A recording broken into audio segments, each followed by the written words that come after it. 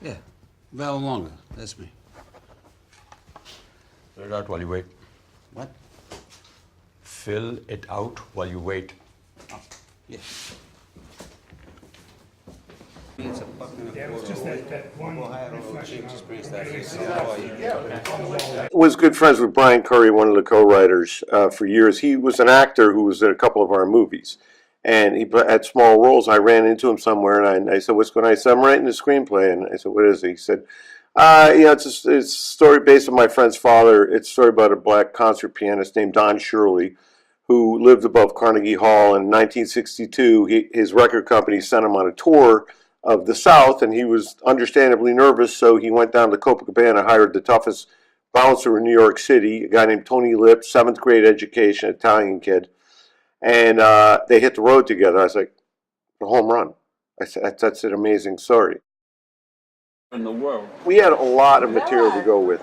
Tony Lip had, before he passed away, had left a tape where they videotaped him and audio taped him at a different time, telling the story in detail, like hours of tapes, and then this happened, and then that happened. We also had all the letters that he had written home on the trip.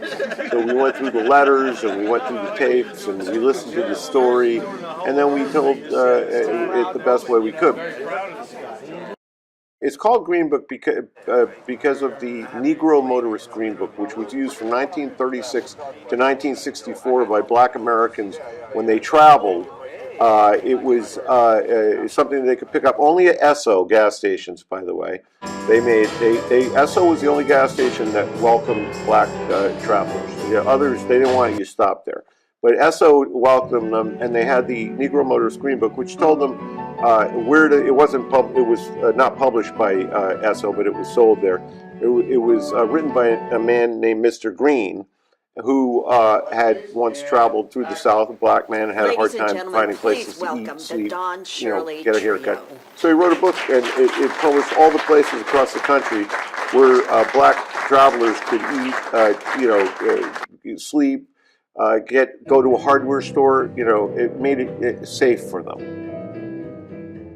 Viggo and Mahershala have phenomenal chemistry together, and on and off screen. On screen, I was expecting that because they're both, the highest level actors. I didn't expect anything but them to have good chemistry on screen, and they do. But off screen, they do too. Viggo is he has an amazing attention to detail, and he's always thinking of and Mahershala is more of a Zen master who just kind of lays back there and comes in and does his thing and then steps away. When Linda came in, I guess the thing that separated her was the chemistry with Viggo. They just fit together, and they were kind of finishing each other's sentences. They seemed like a married couple. They seemed like they'd known each other since they were teenagers, which Tony Lip had with his wife, and they just. There were just a lot of reasons that she also is Italian, Linda, and it was coming out of her. You could just feel it. Like what? Christmas Eve, New York City.